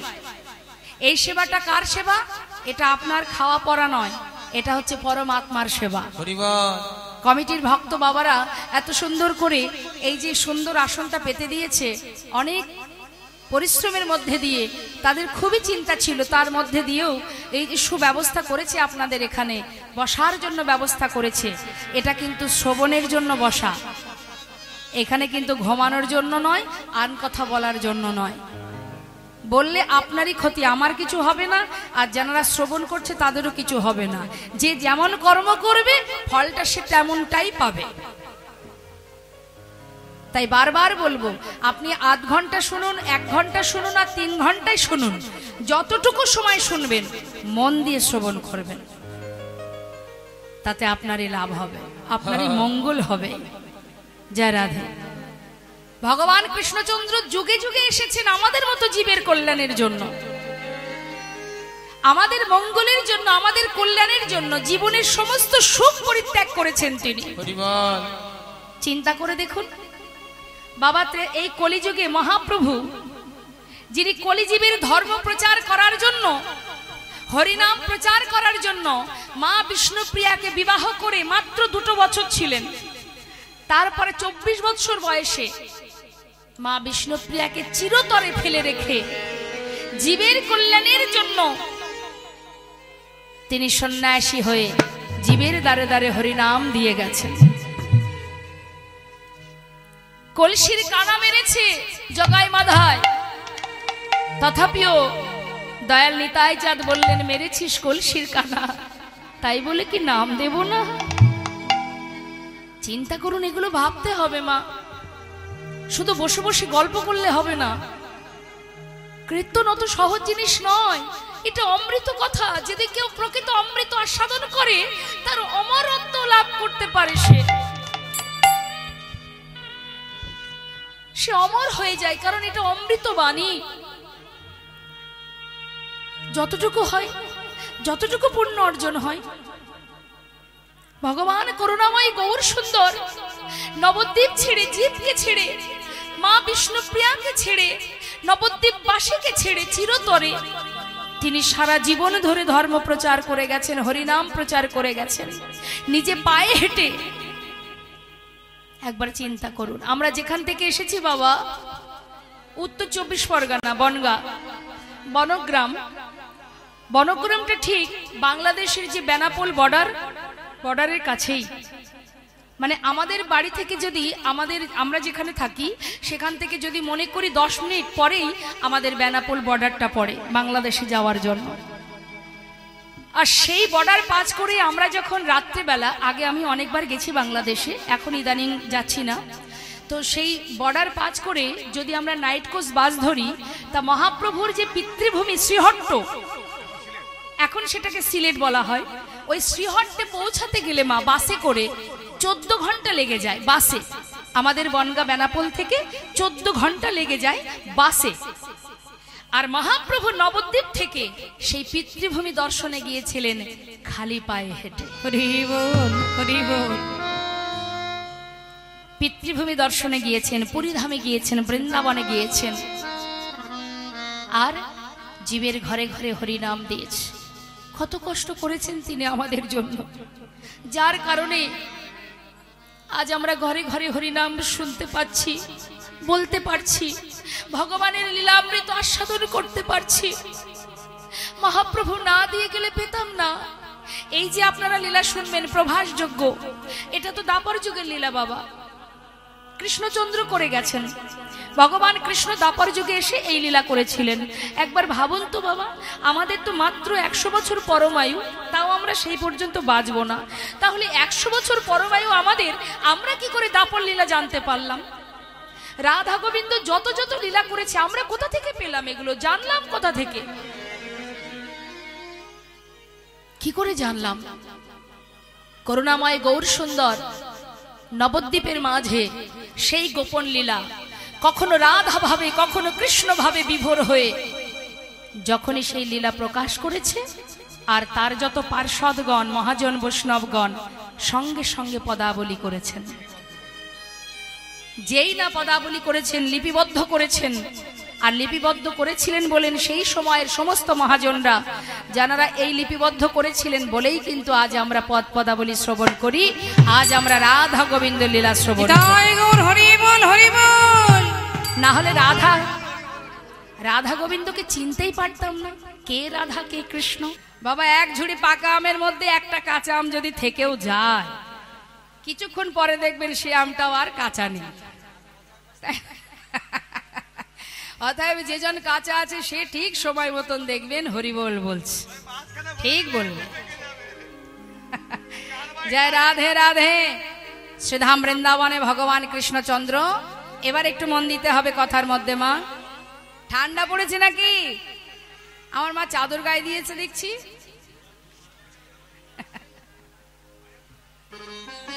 ঠিক আছে, অসুবিধা নেই, একটু মন দিয়ে শুনুন। ভগবান কৃষ্ণচন্দ্র প্রভাস তীরে যজ্ঞ করেছিলেন, প্রভাস নদীর তীরে। তা আমাদের একটু জানতে হবে মা, এত এত জায়গা থাকতে ভগবান প্রভাস নদীর তীরে যজ্ঞ করলেন কেন? যেহেতু এটা প্রভাস যজ্ঞ, তার মানে প্রভাস নদীর তীরে যজ্ঞ হয়েছিল। তা প্রভাস নদীর তীরে যজ্ঞ কেন হলো? দ্বারকায় কিন্তু, দ্বারকায় যেখানে প্রাসাদ, রাজপ্রাসাদ ভগবানের, সেই দ্বারকায় কিন্তু যজ্ঞ হয়নি, হয়েছিল কোথায়? প্রভাস নদীর তীরে। তা কেন হয়েছিল সেটা আমরা একটু জানব। বাবা, এই প্রভাস নদীটা কোথায়? গুজরাটে। এই গুজরাটে একটি জায়গা আছে যার নাম হচ্ছে সোমনাথ, সোমতীর্থ, সৌমতীর্থ। এক দেবাদিদেব মহাদেব ভোলানাথ, এখানে যেমন ভোলানাথের মন্দির আছে, সেখানেও একটা ভোলানাথে যারা গিয়েছেন গুজরাটে নিশ্চয়ই দেখেছেন, সৌমতীর্থে গেছেন। তো সেই যে মহাদেব যার নাম ছিল সোমনাথ, সেই সোমনাথের নাম অনুসারে সেই জায়গার নাম সৌমতীর্থ।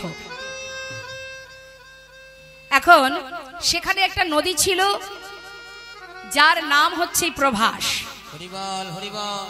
তা আমাদের জানতে হবে এই প্রভাস নামটা কে দিল? চন্দ্রদেবের 27 জন স্ত্রী, কিন্তু চন্দ্রদেব 27 জন স্ত্রী থাকার পরেও সে তার গুরু পত্নীর প্রতি আকৃষ্ট হয়েছিলেন, দৃষ্টি দিয়েছিলেন। গুরুদেব অসন্তুষ্ট, রেগে গেলেন, অভিশাপ দিলেন চন্দ্রদেবকে যে তোমার ক্ষয় রোগ হবে, অর্থাৎ এক একটা করে কলা ক্ষয় হতে হতে তুমি শেষ হয়ে যাবে। গুরু বাক্য তো আর ব্যর্থ হয় না বাবা, এক এক দিন যায় আর চাঁদের একটা একটা করে কলা ক্ষয় হতে শুরু হয়। এখন চন্দ্রদেবের 27 জন স্ত্রী তারা পড়েছে চিন্তায়, স্বামী যদি মারা যায় তাহলে আমাদের কি উপায়?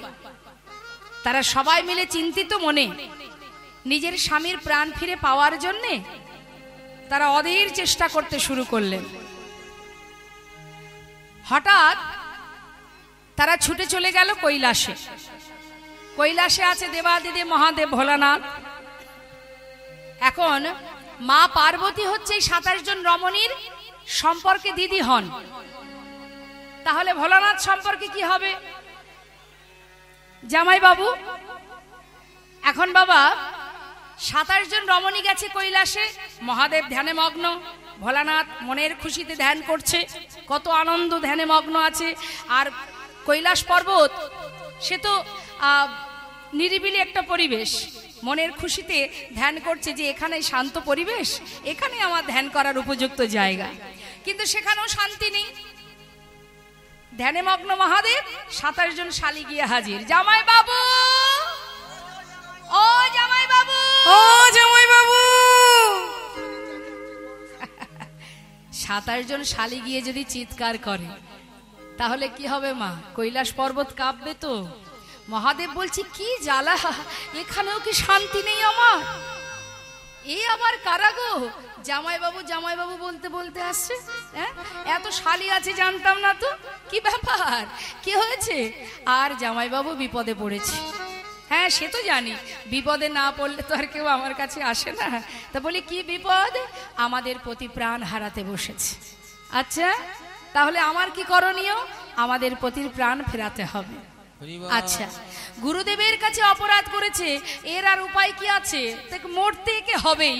তা সম্পর্কে কি হয়? চন্দ্রদেব সম্পর্কে কি ভাইরা ভাই তো।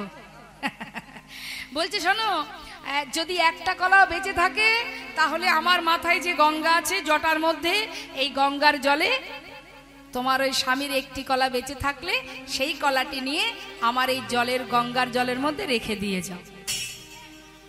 এটাকে বলা হয় অভিশাপ রূপ। মানে এর মধ্যে থাকলে কোনো অভিশাপই কাজে লাগবে না। আর যার চরণে অপরাধ করেছে তোমাদের স্বামী, তার কাছে তোমরা যাও স্বামীর প্রাণ ফিরে পাওয়ার জন্য, তার চরণ ধরে কাঁদো। যেই না বলা, সেই একটি কলা বেঁচে ছিল। দেখবেন বাবা, শিবের মাথায় একটা চাঁদের কলা আছে। এখন সেই কলাটা শিবের মাথায় রেখে দিয়ে মা এবার সবাই মিলে চললেন গুরু বৃহস্পতির কাছে। গুরুদেবের চরণ ধরে কাঁদছে সকল রমণী। গুরুদেব, স্বামী অপরাধ করেছে, আমরা তো কোনো অপরাধ করিনি। পতি যদি মারা যায় তবে আমরা কি নিয়ে বাঁচব? আমাদের কে রক্ষা করবে, কে মান দেবে, কে সম্মান মর্যাদা করবে? আমরা সতী রমণী, আমাদেরকে কে রক্ষা করবে? কার ছত্র ছায় আমরা জীবন কাটাবো? আমাদেরকে প্রাণে বাঁচান। গুরুদেব বলছে সবই বুঝলাম মাগো, কিন্তু উপায় কি আছে বলো?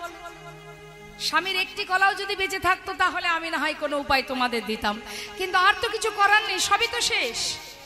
গুরুদেব, যদি কোনো উপায় থেকে থাকে আপনি বলুন। যদি আমার স্বামীর একটি কলাও বেঁচে থাকে আমি অন্তত চেষ্টা তো করব।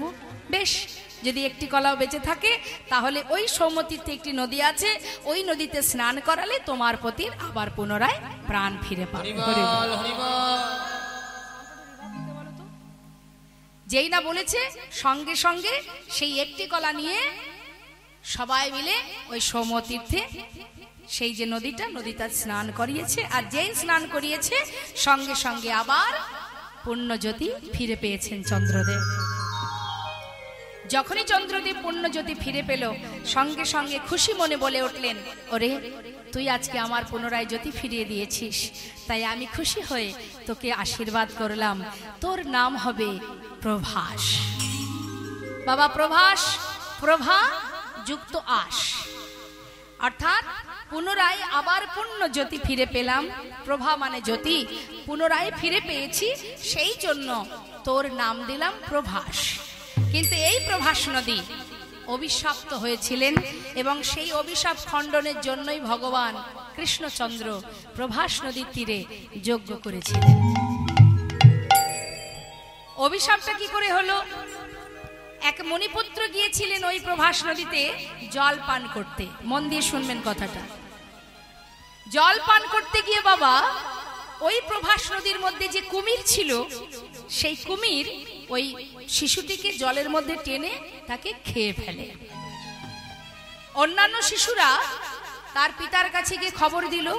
সেই মুনিবর ক্রোধান্বিত হয়ে অভিশাপ দিয়েছিল, ওরে আজ যখন তুই আমার পুত্রের প্রাণ হরণ করেছিস, আমি তোকে অভিশাপ দিলাম, তোর বক্ষের জল শুকিয়ে যাবে, প্রখর রৌদ্রের তাপে তুই শুকিয়ে যাবি এবং পশু পাখি কীট পতঙ্গ তোর বক্ষে বাস করবে, মলমূত্র ত্যাগ করবে, সবাই তোকে ঘৃণা করবে। অভিশাপ যখন দিচ্ছে তখন প্রভাস নিজে সমূর্তি ধারণ করে বলে উঠলেন, হে মুনিবর, আমি তো কোনো অপরাধ করিনি। অপরাধ যদি করে থাকে আমার বক্ষে যে কুমির বাস করে সে করেছে অপরাধ, আমি তো কোনো অপরাধ করিনি। আর এতেও যদি আমার অপরাধ হয়, হে মুনিবর, আমি তো জেনে বুঝে কিছু করিনি। আমার বক্ষের কুমির আপনার সন্তানকে মেরেছে, এর জন্য আপনি আমাকে কেন এত বড় অভিশাপ দেবেন? মুনিবর বললেন, দেখো, অভিশাপ দিয়েছি মানে অভিশাপ লাগবে, কিছু করার নেই। মুখ থেকে যখন অভিশাপ বেরিয়েছে সে অভিশাপ লাগবে। অভিশাপ তো আমি আর তুলে নিতে পারবো না, তাই আমি আশীর্বাদও করে দিচ্ছি। কি আশীর্বাদ করলো মা? ওই প্রভাস নদীর জল দিয়ে যেদিন অনাদি আদি গোবিন্দ রাধারানীর চরণ ধৌত করবে সেই দিনই তুমি মুক্তি পাবে, তার আগে নয়। হরিবল। যেদিন সেই প্রভাসের জল দিয়ে ভগবানের প্রেয়সী রাধারানীর চরণ ধৌত হবে সেই দিনই প্রভাস উদ্ধার পাবে। তাই প্রভাসের মুক্তির জন্য, প্রভাসের উদ্ধারের জন্য সেখানে যজ্ঞ করেছিলেন ভগবান। এটাই যে শুধু কারণ তাই নয় বাবা, কারণ আরো অনেক আছে। বিস্তারিত সবকিছু তো বলা সম্ভব নয়, আমি ছোট ছোট করে বলবো, একটু বুঝে নেবে। কুরুক্ষেত্রে যুদ্ধের পর হস্তিনাপুরে রাজা হয়েছিল ধর্মরাজ যুধিষ্ঠির। রাজা হবার পর ভগবান কৃষ্ণচন্দ্র দেখছে যুধিষ্ঠির রাজা সারা জীবন কষ্ট করেছে, সারা জীবন 5 ভাইকে নিয়ে, 5 পুত্রকে নিয়ে মা কুন্তি বনে বনে কাটিয়েছে। আজ সমস্ত কষ্ট দূরীভূত হয়ে অবশেষে রাজা হয়েছে ধর্মরাজ যুধিষ্ঠির। তাই ভগবান কৃষ্ণচন্দ্র রথের উপরে বসে কুন্তি পিসিমাকে ডেকে বলছে, পিসিমা, আজ তোমার ছেলে হস্তিনাপুরের রাজা, তুমি রাজমাতা। বলছে আমাদের দামোদর মাস, আমাদের সকলের, আমাদের হিন্দু ধর্মের যারা সনাতন ধর্মীয়, যারা সনাতনী, নিশ্চয়ই আপনারা জানেন দামোদর মাস চলছে, কার্তিক মাস, চাতুর্মাসের শেষ পর্যায়ে এখন বাবা। চাতুর্মাসের শেষ কার্তিক মাস, 12টি মাসের মধ্যে প্রিয় মাস হচ্ছে এই গোবিন্দের এই কার্তিক মাস। যে মাস সারা মাস ধরে আকাশদ্বীপ দিতে হয়। আকাশদ্বীপ দিলে কি হয়? আকাশদ্বীপ ভগবানের চরণে, তুলসী মঞ্চে তো দ্বীপ আপনারা দিচ্ছেনই, বৃন্দাজি চরণে তুলসী মঞ্চে আপনারা দ্বীপ দিচ্ছেন, তা সত্ত্বেও আকাশদ্বীপ দিতে হয়। পরিবারে যতজন থাকে প্রত্যেককেই দ্বীপ দেওয়া উচিত, কারণ এই সময় আমাদের আগের যারা আছেন, আমাদের পূর্বে যারা আমাদের গুরুজন আছেন, এই দীপদানের মাধ্যম দিয়ে আমাদের পূর্বের 14 পুরুষ উদ্ধার হয়ে যায়, ভগবানের পাদ পদ্ম লাভ করতে পারে। তো এই মাস হচ্ছে কার্তিক মাস, দামোদর মাস, এই নিয়ম সেবার মাস। এক একজন এক একভাবে পালন করে, কিন্তু আকাশদ্বীপ প্রত্যেকটি মানুষেরই দেওয়া উচিত, দিতে হয়। এবার দেখুন মা, এই সময় আরো অনেক শুভ শুভ কাজ আছে। আমাদের এই কার্তিক মাসটা এমনই একটা ভালো মাস, এই সময় আরো অনেক শুভ কাজ আছে। আপনি যদি কিনা দান ধ্যান করেন, দানের যে পুণ্য, সেই পুণ্য পাবেন এই ব্রত পালন করলে। পূর্ণিমা তিথিতে আপনারা ব্রত পালন করুন। হ্যাঁ, রাস পূর্ণিমা তিথিতে আপনারা ব্রত করুন। রাস পূর্ণিমায় যার যা মনস্কামনা, তবে পার্থিব জগতের কামনা করবেন না। এই জগতে ধন ঐশ্বর্য টাকা পয়সার কামনা করবেন না। কামনাই যদি করতে হয়, পেয়েছি তো মানব জনম, ভগবানের নাম করার সময় আমাদের হয় না। অন্তত এই শুভ দিনে তো আমরা ভগবানের কাছে এটুকু কামনা করতে পারি, হে প্রভু, হে দয়াময়, তোমার কাছে একটা নিবেদন, ভজন জানি না, সাধন জানি না, শুধু তোমার কাছে একটি বাসনা, যেন তোমার চরণ ছাড়া আমায় করো না, তোমার চরণে যেন আমায় ঠাঁই দিও। এইটুকু কামনা অন্তত করা যায় মা। হ্যাঁ, যে প্রভু তোমার চরণে মতি থাকে, যেন ভক্তি থাকে, তোমার চরণে ঠাঁই দাও, এইটুকু কামনাই করুন, আর কিচ্ছু করতে হবে না। টাকা পয়সা ধন ঐশ্বর্য কিচ্ছু চাওয়ার দরকার নেই।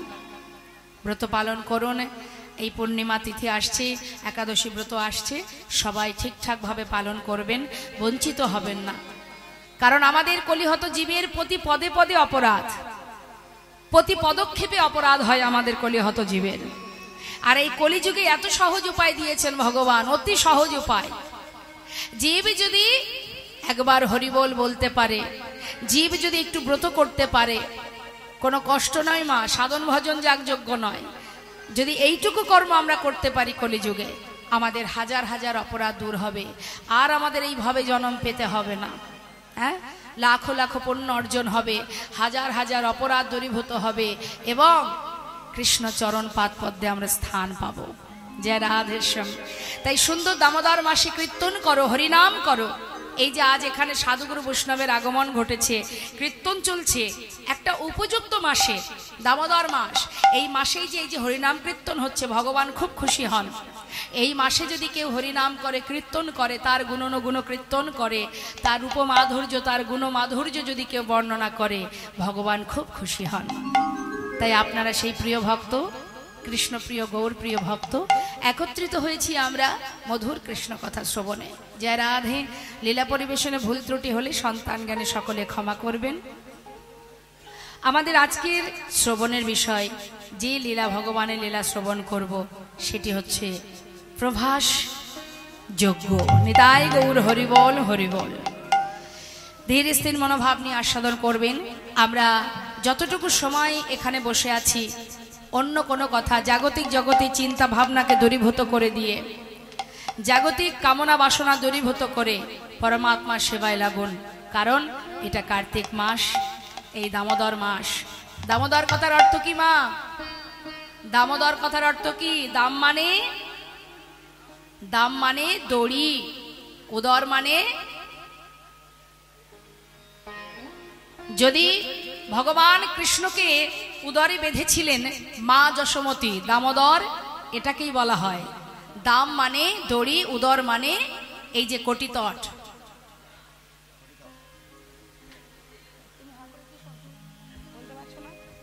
কোমরটাকে যখন মা যশোমতী গোপালকে শাসন করার জন্য কোমরে বেঁধেছিল দড়ি, কার সঙ্গে? উদুকলে বেঁধেছিল। মা যশোমতীর ঘরের সামনে একটি উদুকলের সঙ্গে ওই গোপালের কোমরে দড়ি বেঁধেছিলেন শাসন করার জন্য। আর সেই উদুকল নিয়ে ভগবান কৃষ্ণ যমল অর্জুন দুটো বৃক্ষকে উদ্ধার করেছিলেন। হ্যাঁ, সেই সুন্দর লীলাটা করেছিলেন ভগবান এই মাসে, কার্তিক মাসে। শুধু তাই নয়, এই কার্তিক মাসে পূর্ণিমা তিথিতে 1 মাস কাত্যায়নী ব্রত করেছিলেন ব্রজঙ্গনাগণ ভগবানকে একটা রজনীতে প্রতিরূপে পাওয়ার জন্য। তাহলে একবার চিন্তা করুন, আমরা কত সুন্দর একটি মাসে হরিকথা কৃষ্ণ কথা শ্রবণ করছি। তাই এই সময়টা আমাদের মনে অন্যদিকে অন্য চিন্তা নয়, প্রাণ ভরে লীলা আস্বাদন করব। কি করে চিনব? তিনি জানালেন তাই তো জানলাম। তাই মাগো, একটু ধ্যান দিতে হবে। এসেছি যেমন, চলে তো প্রত্যেককে যেতে হবে। কি বাবা, আসার পালা আমাদের শেষ। সবাই আমরা যাওয়ার পথে দাঁড়িয়ে আছি, মা লাইন দিয়ে দাঁড়িয়ে আছি। কখনকার ডাক পড়বে কে জানে। কিন্তু মনে রাখতে হবে, আসার সময় বেশ এসেছি, যাবার সময় পথটা তো ভুলে গেছি।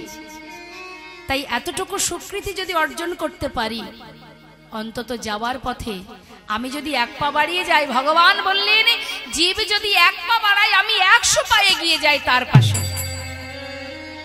কেউ আমার দিকে 1 পা বাড়াক, আমি তার কাছে 100 পা এগিয়ে যাব। কিন্তু তুমি 1 পা তো বাড়াও, হ্যাঁ, একটু তো বাড়াও। তাই সবার কাছে নিবেদন, যখনই যেখানে, আজকে বলে নয়, যেখানে কৃষ্ণ কথা হরি কথা হবে, মাথায় কাপড় দিয়ে মনস্থির করে ধৈর্য ধরে বসে বসে যতটুকু সময় পারবেন মন দিয়ে শ্রবণ করবেন, ভালো লাগবে। হৃদয়ের মাঝের তাপ জ্বালা দূরীভূত হবে, নিজেকে জানা যাবে, আমি কি কে, আমার কেন মরে যারে তপত্রয়, ইহানা জানি জীবের কইছে হিত হয়। হ্যাঁ, আজ আপনারা সবাই পাগলের ন্যায় ছুটে এসেছেন কৃষ্ণ কথা শ্রবণ করবেন বলে, শুধু শুনবেন বলে এসেছেন। আর যদি কখনো এমন ভাগ্য হয়ে থাকে যার কথা শোনার জন্য উদ্গ্রীব আপনারা, তাকে যদি সাক্ষাৎ দর্শন পান, নদেবাসী যখনই খবর পেয়েছে গৌরহরি পূর্বস্থ, গৌরহরি সুরধ্বনির তীরে যজ্ঞ করবে, খবর পাওয়া মাত্রই সবাই গৌর দর্শনে পাগলের ন্যায় ছুটতে ছুটতে যাচ্ছে। মহাজন বলছে, দেখো দেখো, নিমন্ত্রণের পত্র পাইয়া আনন্দিত মন, নিমন্ত্রণের পত্র পাইয়া আনন্দিত মন, নিমন্ত্রণের পত্র পাইয়া আনন্দিত মন, সুরধ্বনির তীরে আসে দিল দর্শন। নিতাই গৌর হরিবল হরিবল, দিল দর্শন।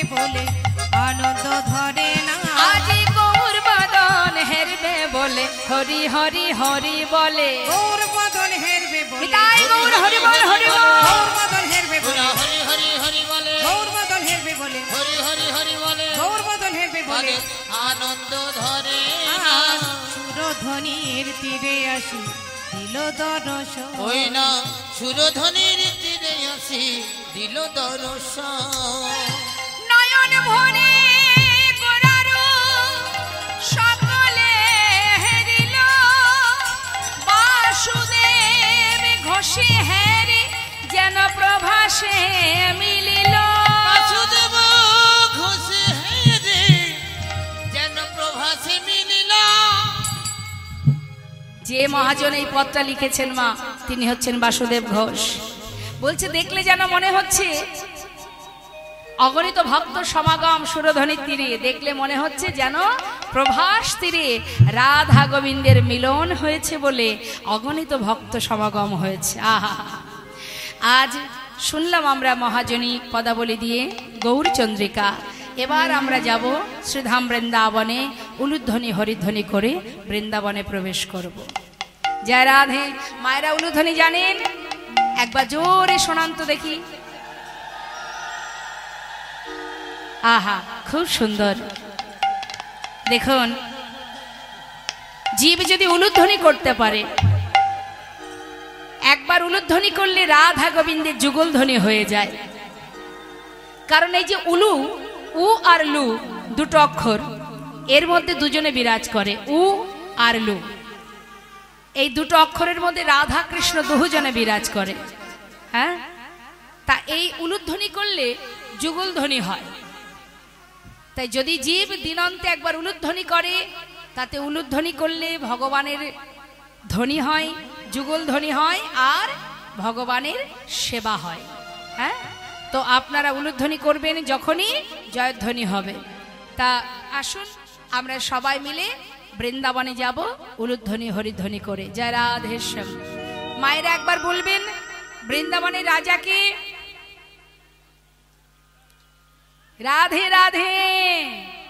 বাহ, ভালো লাগলো। অনেকে আবার বলে কৃষ্ণ, কিন্তু কৃষ্ণ রাজা নয়।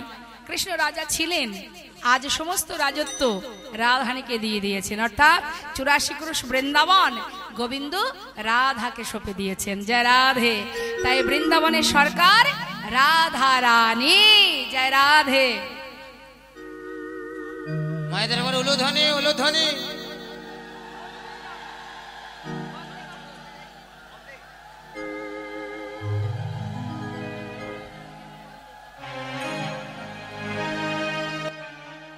আমরা বৃন্দাবনে স্তুতি করব, বৃন্দাবনে প্রবেশ করব। বন্দে নন্দ ব্রজ স্ত্রীনা পাদরে নমাবিঘ্নশা যশং হরি কতদগীতম পুনতি ভুবনত্রয়ম।